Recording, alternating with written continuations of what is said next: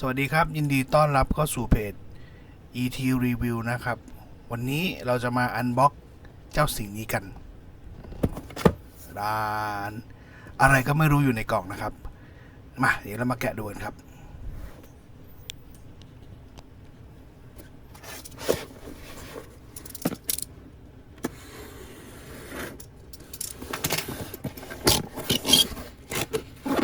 โอ้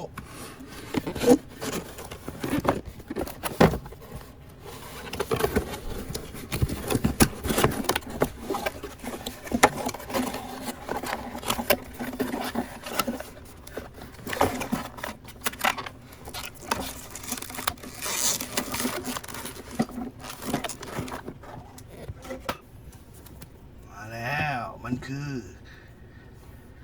iPhone SE นั่นเองนะครับนี่ปิดก่อนมา iPhone SE สีดำนะครับ128 กิกนะครับอันนี้สั่งมาจากหน้าเว็บของ Apple เลยเพิ่งมาส่งสดๆร้อนๆเลยครับนี่ครับรูปร่างสีดำนะครับที่สั่งมาปึ๊บด้านข้างปึ๊บแล้วก็ด้านหลังที่มีข้อมูลพวกซีเรียลนะครับปึ๊บ128 กิกมีภาษาไทยด้วยสิ่งที่รวมมาด้วยก็คือมี iPhone SE มี EarPods นะครับแล้วก็หัว Lightning สาย Lightning เป็น USB และอะแดปเตอร์แปลงไฟ USB รองรับเทคโนโลยีเซลลูล่า GSM บาเต็มไปหมดเลยโอเคไม่พูดพร่ำทำเพลงมาแกะกันเถอะแกะยังไงหรือ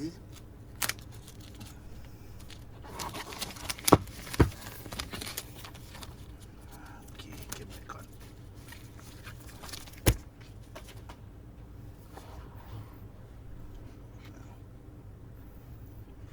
นะครับฝาไม่มีอะไรก็นี้ดีไซน์ by Apple แคลิฟอร์เนียนะครับ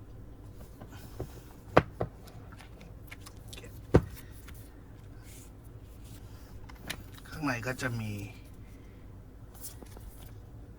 ยินดีต้อนรับเข้าสู่ iPhone ก็คือมีพวกคู่มือมีเอกสารมีที่แกะซิมนะครับแล้วก็มีสติกเกอร์สำหรับสาวกใครชอบสติกเกอร์ก็มีมาให้ด้วยเหมือนเดิม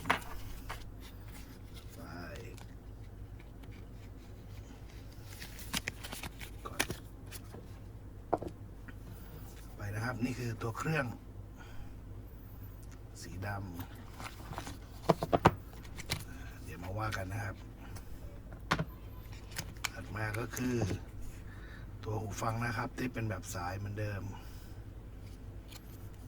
นะครับแล้วก็สายชาร์จ Lightning ธรรมดาแล้วก็หัวชาร์จนะครับดูสิข้อมูลอะไรบ้างเอาพุทเป็น5 โวลต์ 1 แอมป์นะครับก็คือ5 วัตต์ธรรมดาถ้าจะใช้แบบควิกชาร์จก็ต้องซื้อเพิ่มเหมือนเดิมเก็บ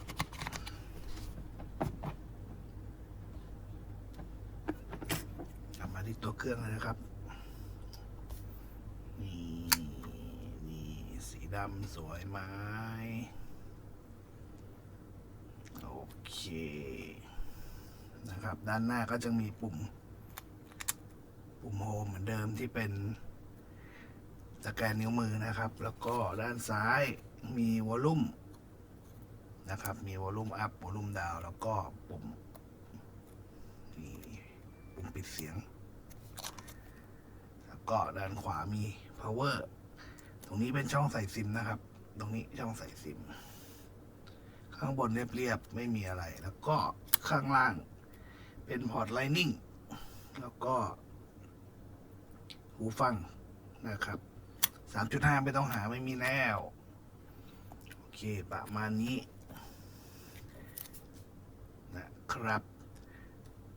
ก็คร่าวๆ Unboxing iPhone SE ก็ประมาณนี้นะครับส่วนลูกเล่นอะไรยังไงน่าจะมีรีวิวหมดแล้วว่าก็ พอดีวันนี้ได้ของมาก็รีบมาอันบ็อกให้ดูก่อนนะครับ แล้วเดี๋ยวคลิปต่อไปจะเป็นอันนี้ตาดาเราได้มาแล้วนะครับ จากผู้สนับสนุนใจดีคนเดิมก็คือร้าน Ismi Gadget นะครับส่วนจะเป็นยังไงเดี๋ยวคลิปหน้ามาว่ากันครับ วิธีการติดตั้งตัวฟิล์มกันรอยกระจกของตัว iPhone SE 2020 นะครับในประกาศสำหรับวันนี้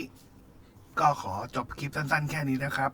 ขอบคุณที่รับชมและติดตามนะครับ ฝากกดไลค์กดแชร์เพจ ET Review ด้วยนะครับ แล้วก็ฝาก Subscribe Channel ET